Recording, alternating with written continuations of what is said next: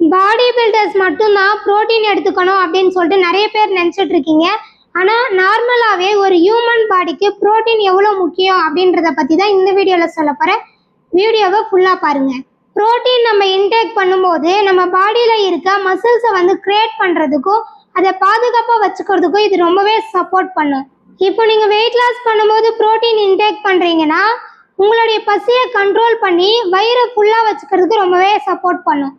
இப்போ நம்ம பாடியில் பார்த்தீங்கன்னா தலை முடியில இருந்து கால் பாதம் வரைக்குமே செல்களால் ஆனது. அந்த செல்கள் எல்லாத்துக்குமே நம்ம புரோட்டீன் கண்டிப்பாக கொடுக்கணும்.